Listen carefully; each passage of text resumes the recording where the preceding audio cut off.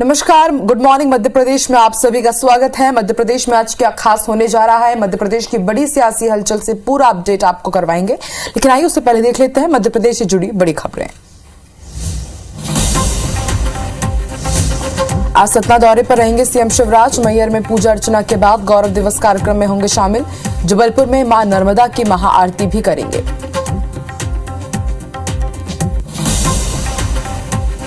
भोपाल में आज भी जारी रहेगा बीजेपी का मंथन। पिछले चुनाव में हारी हुई सीटों के प्रभारियों की होगी बैठक। अब तक के कामों और अगले टास्क का होगा प्रेजेंटेशन।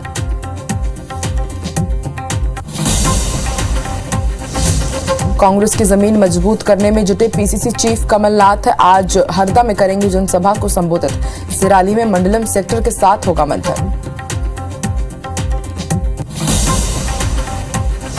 मध्य प्रदेश में बिजली विभाग के आउटसोर्स कर्मचारियों की हड़ताल जारी। नियमित कर्मचारियों ने भी किया समर्थन। ऊर्जा मंत्री ने दिया मदद का भरोसा।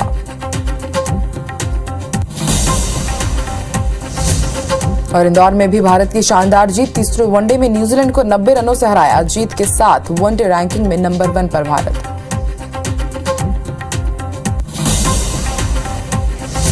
मंडला में नेत्रहीन नरेश धनगर कर रहे हैं नर्मदा परिक्रमा। कई किलोमीटर का रास्ता किया तय।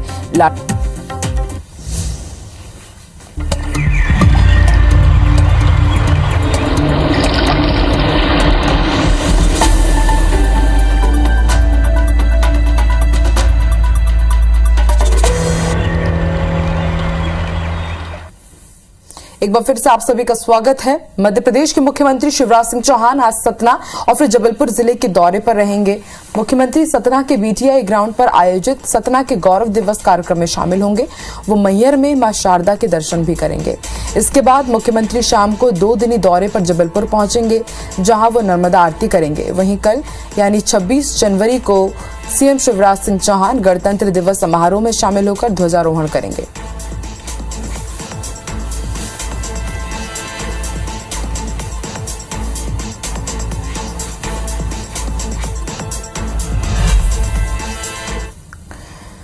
तो मिशन 2023 के लिए एमपी बीजेपी बूथ स्तर पर संगठन की मजबूती पर फोकस कर रही है।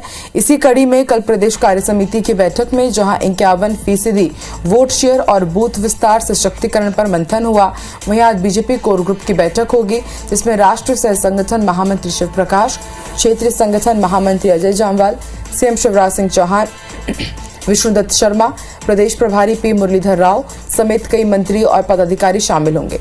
आज पिछले विधानसभा चुनाव में हारी हुई सीटों के प्रभारियों की भी बैठक होगी, जिसमें इन सीटों पर अब तक के हुए कामों की जानकारी लेने के साथ ही आगामी कार्यक्रम तय किए जाएंगे।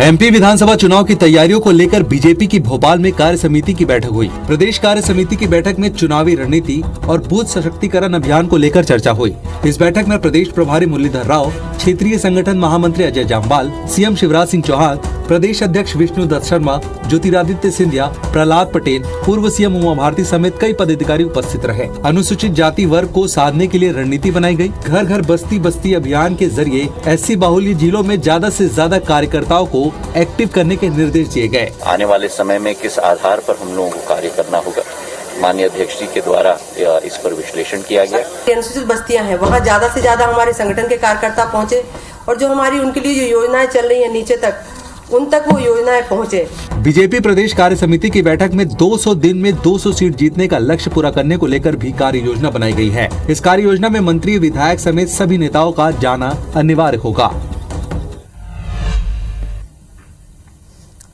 पीसीसी चीफ कमलनाथ आज हरदा जिले के दौरे पर रहेंगे। सुबह 11:15 बजे हरदा के सिराली में वो प्रेस कॉन्फ्रेंस करेंगे। सुबह 11:15 बजे मंडलम सेक्टर की बैठक लेंगे। वहीं करीब 12 बजे जनसभा को संबोधित भी करेंगे पूर्व सीएम कमलनाथ।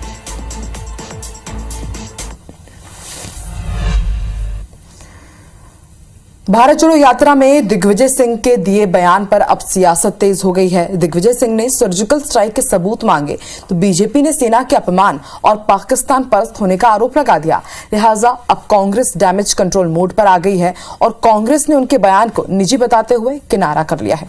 रिपोर्ट देखिए।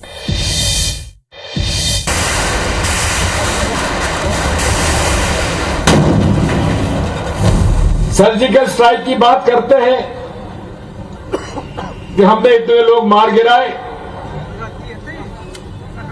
लेकिन प्रमाण कुछ नहीं, केवल झूठ का पुलिंदा से ये राज कर रहे हैं। मध्य प्रदेश के पूर्व मुख्यमंत्री और कांग्रेस के कद्दावर नेता दिग्विजय सिंह ने सर्जिकल स्ट्राइक पर यह बयान देकर सेल्फ गोल कर लिया है। बीजेपी ने तुरंत इस मुद्दे को लपका और कांग्रेस के डीएनए को पाकिस्तान परस्त बता दिया। कांग्रेस का डीएनए ही पाकिस्तान परस्ती का है और दिग्विजय सिंह फिर सर्जिकल स्ट्राइक के सबूत मांग रहे हैं। ये सेना का मनोबल गिराने का पाप वो कर रहे हैं। भारत की सेना से करबद्ध प्रार्थना है कि जब भी सर्जिकल स्ट्राइक हो, जब भी पाकिस्तान के आतंकवादी कैंपों को उड़ाए जाए, बम फेंके जाएं, तो इन तीनों महापुरुषों को उन विमानों के नीचे बांधकर ले जाया जाए, बमों के साथ इनको भी वहां पटक दिया जाए। मुद्दे की गंभीरता को भांपते हुए कांग्रेस ने दिग्विजय सिंह के बयान से किनारा कर लिया कि ये उनकी व्यक्तिगत राय है, वो अपने रमेश ने दी है, तो उनकी व्यक्तिगत राय है। इस बीच दिग्विजय के बयान पर जब मीडिया ने उनसे बात करनी चाही तो जयराम रमेश ने दिग्विजय सिंह को धक्का देकर पीछे कर दिया और खुद माइक पर बोलने लगे। जाहिर है पार्टी और कोई विवाद नहीं चाहती, लेकिन बीजेपी इसे इतनी आसानी से नहीं छोड़ने वाली। कांग्रेस नेता दिग्विजय सिंह ने सर्जिकल स्ट्राइक पर बयान पर अब सफाई दी है। उन्होंने पूर्व सैन्य अधिकारी प्रवीण डावर के ट्वीट का जवाब देते हुए कहा कि मैंने अपने सशस्त्र बलों को सर्वोच्च सम्मान दिया है। मेरी 2 बहनों की शादी नेवल ऑफिसर से हुई थी। रक्षा अधिकारियों से मेरे सवाल पूछने का सवाल ही नहीं उठता। उन्होंने मोदी सरकार से कई सवाल पूछे हैं, जिस पर बीजेपी के राष्ट्रीय महासचिव कैलाश विजयवर्गीय ने पलटवार किया। उन्होंने कहा कि दिग्विजय सिंह तुष्टीकरण की राजनीति करते हैं, इसी के चलते वो इतने प्रेशर में रहते हैं कि इस तरह के बयान दे देते हैं। ऐसा है कि वो तुष्टीकरण की नीति के कारण इतने मानसिक रूप से दबाव में रहते हैं कि कभी ओसामा जी कहते हैं, कभी विश्व शांति के दूत कहते हैं उसको, जो अभी फरार है हमारे यहाँ। ऐसे तुष्टीकरण की नीति से वो बहुत ज़्यादा मानसिक रूप से दबाव में रहते हैं, इसलिए इस प्रकार के बयान देते। बागेश्वर धाम के पीठाधीश्वर धीरेन्द्र कृष्ण शास्त्री को लेकर मचे घमासान पर पीसीसी चीफ कमलनाथ ने बड़ा बयान दिया। उन्होंने पंडित धीरेन्द्र कृष्ण शास्त्री के हिंदू राष्ट्र बनाने के बयान पर कहा है कि जो धार्मिक लोग हैं वो अपने धर्म की बात करें, इसमें कोई खराबी नहीं है। उन्होंने कहा कि लोगों के अपने अलग अलग विचार होते हैं। हमारा राष्ट्र हमारी संस्कृति और संविधान के अनुसार चलेगा। हमें देश के एक झंडे के नीचे खड़ा होना है। हम भारत की संस्कृति और संविधान का पालन करें। बागेश्वर धाम अपने से मेरी कल ही बात हुई कि मेरा प्रोग्राम बना था वहाँ जाने के लिए, पर तो जो डेट मैं दे रहा था, जो डेट उनकी थी, वो कहीं दौरे में निकल रहे हैं। अब प्रदीप मिश्रा जी हुए, मेरी लगातार उनसे बात होती रहती है, ऐसी कोई बात नहीं है। इंदौर में मैं उनके कार्यक्रम में गया, उन्होंने कितना सम्मान किया, कितना स्वागत किया, तो पूरे इंदौर ने देखा। अगर अपने देश को एक झंडे के नीचे रहना है, बहुत बड़ी आवश्यकता है। कांग्रेस ने आदिवासी वर्ग को साधने के लिए जोर लगाना शुरू कर दिया है। भोपाल में कमलनाथ ने कांग्रेस के आदिवासी विधायकों के साथ बैठक की। कमलनाथ ने मीडिया से बात करते हुए कहा कि एसटी सेल की बैठक का आयोजन किया गया, समय समय पर हमें बैठक करते रहना चाहिए। कमलनाथ ने कहा कि मध्य प्रदेश आदिवासी बहुल प्रदेश है। मध्य प्रदेश में कोई आदिवासी क्षेत्र नहीं है, अलग अलग क्षेत्रों में आदिवासी निवास करते हैं। सबकी समस्या अलग अलग है। अगर कोई one size policy fit for all कहेगा तो वो गलत होगा। वहीं कांग्रेस के आदिवासी विधायकों ने भी दावा किया कि आदिवासियों के वोट ही कांग्रेस को सत्ता में वापस लाएंगे। समय समय पर ये बैठक करते रहते हैं। आदिवासी क्षेत्र कोई नहीं है मध्य प्रदेश में, ये सब अलग अलग क्षेत्र है। आप ये देखिए, नक्शा देखिए मध्य प्रदेश का, वहाँ से स्टार्ट होता है और ऐसे जाता है। यहाँ भील बिलाला है, गोंड है, कोल है। जो भील बिलाला की बांगे हैं उनकी समस्या अलग है, कोल समाज की अलग है, गोंड समाज की अलग है, मवासी समाज की अलग है। रखी कमलनाथ जी के सामने कि आदिवासी के नाम से योजना आई है, उन योजनाओं का दुरुपयोग हो रहा है और बीजेपी और कहीं खर्च कर रही है, गरीबों को मिल नहीं रहा है। गांव के गांव खाली हो रहे, मजदूरी के लिए जा रहे हैं, उनको मजदूरी नहीं मिल रही। आदिवासी नौजवान पढ़ लिख के डिग्री लेके घूम रहे, उनको नौकरी नहीं मिल रही। ये सारी चीज़ें हो रही है, इसलिए आदिवासी बिल्कुल हम मैदान में उतर रहे हैं और भारतीय जनता पार्टी को 2023 में मुंह तोड़ जवाब देंगे। क्या फीडबैक है? इससे संबंधित आदरणीय नाथ साहब ने बैठक बुलाई थी और सबने इस तरह से आश्वस्त किया है कि वर्ष 2018 का जो वचन पत्र जो बना था, जिसमें आदिवासियों के हितों के लिए अच्छे वचन पत्र में वचन डले हुए थे, एक तो उनको पूरा करने की बात कही है। बागेश्वर धाम के प्रमुख धीरेन्द्र शास्त्री और श्याम मानव के बीच चल रहा विवाद अब अदालत की दहलीज तक जा पहुंचा है। इस पर जल्द सुनवाई हो सकती है। दरअसल धीरेन्द्र शास्त्री के विरोध में बयानबाजी करने वाले पुणे निवासी श्याम मानव के खिलाफ जबलपुर जिला अदालत में आपराधिक मानहानि का मुकदमा दायर किया गया है। जबलपुर निवासी कृषि विभाग से रिटायर भीष्मदेव शर्मा की ओर से परिवाद दायर किया गया। दलील दी गई है कि सस्ती और जल्द लोकप्रियता हासिल करने के लिए श्याम मानव ने धीरेन्द्र शास्त्री पर अनाप शनाप आरोप लगा दिए हैं और उनके खिलाफ एक एजेंडा चलाया गया है, जिसमें बहुत हद तक वो सफल भी हो गए। इससे धीरेन्द्र शास्त्री ही न केवल मानहानि हुई है, बल्कि उनके लाखों भक्तों की आस्था को भी चोट पहुंची है। इसके साथ ही परिवाद में भारत जोड़ो यात्रा का भी जिक्र किया गया। कहा गया कि श्याम मानव भारत जोड़ो यात्रा में राहुल गांधी के साथ नजर आए हैं, जो कि बागेश्वर धाम के पीठाधीश्वर हैं, उनके विरुद्ध उससे आहत होकर और हिंदू धर्म के अनुयायी होने के नाते तथा बागेश्वर धाम सरकार के अनुयायी होने के नाते श्री भीष्मदेव शर्मा जो हैं, उन्होंने ये क्रिमिनल डेफेमेशन कंप्लेंट दायर की है माननीय जबलपुर न्यायालय में।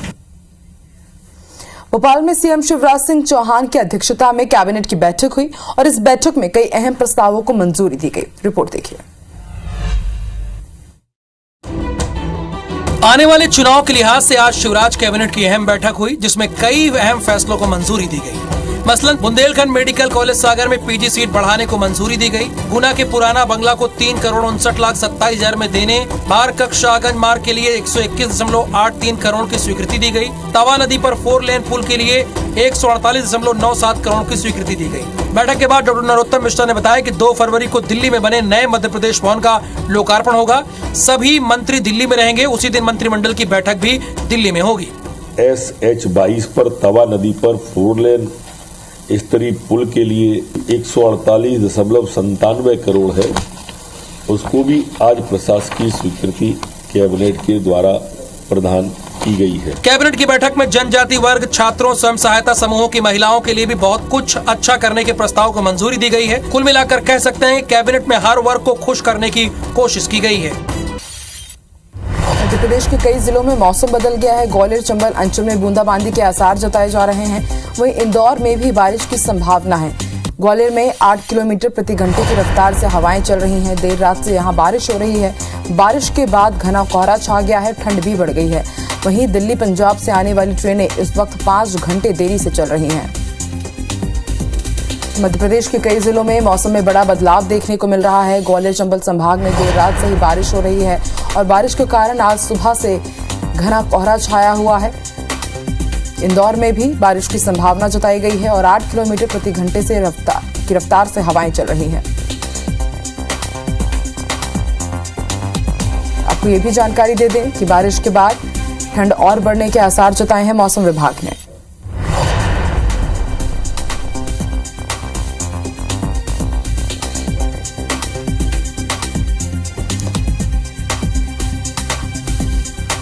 नासिर जुड़ चुके हैं हमारे साथ। नासिर, अचानक ही मौसम ने करवट ली है, क्या कारण बता रहा है मौसम विभाग? नासिर, आप सुन रहे हैं? देखिए, लगातार जो बारिश का जो सिलसिला है देर रात से जारी है और ग्वालियर में आप देखेंगे तो पूरी काली घटाएं छा गई है और अब तेज बारिश भी हो रही है। तो लगातार इस तरह का माहौल ग्वालियर चंबल अंचल में बना है और जैसा कि मौसम विभाग ने कहा था कि 2 से 3 दिन तक इस तरह का माहौल रहेगा। तो ऐसे ही ग्वालियर चंबल संभाग के जो कई इलाके हैं वहाँ पर बारिश है वो देर रात से जारी है और आज ग्वालियर में भी अल सुबह से तेज बारिश है वो हो रही है और इससे कहीं ना कहीं जो ठिठुरन है वो बढ़ गई है और पूरी जो शहर है वो कोहरे की चादर में लिपटा हुआ है। जी, शुक्रिया पूरी जानकारी के लिए नासिर। मध्य प्रदेश में बिजली विभाग के आउटसोर्स कर्मचारी 21 जनवरी से अपनी मांगों को लेकर बेमियादी हड़ताल कर रहे हैं। आउटसोर्स कर्मचारियों को United forum for power employees एवं इंजीनियर्स के बैनर तले नियमित कर्मचारियों ने भी अब आउटसोर्स कर्मचारियों का समर्थन कर दिया है, साथ ही काम का बहिष्कार कर दिया है। अब नियमित कर्मचारी न तो लाइन फॉल्ट सुधारेंगे और न ही नए बिजली कनेक्शन देने के लिए प्रोसेस करेंगे। 21 तारीख से ये लगातार कार्य का बहिष्कार कर रहे हैं इसी तारतम्य में यूनाइटेड फोरम में, जिसमें कि रेगुलर नियमित अधिकारी कर्मचारी सम्मिलित है, उन्होंने इस आंदोलन में अपना समर्थन दिया है।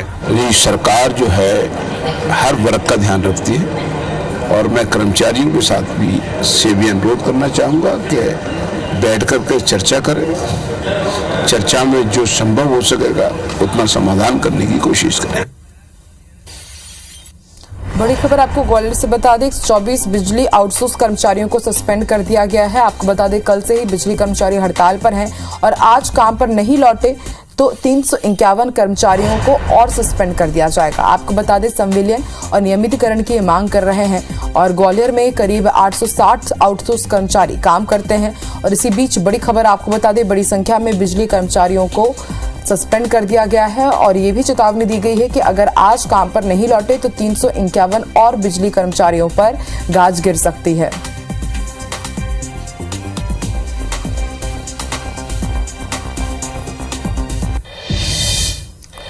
एक और छोटे से ब्रेक के लिए रुकेंगे। ब्रेक के बाद आपको दिखाएंगे मध्य प्रदेश और छत्तीसगढ़ के टॉप 10 न्यूज फास्ट अंदाज में।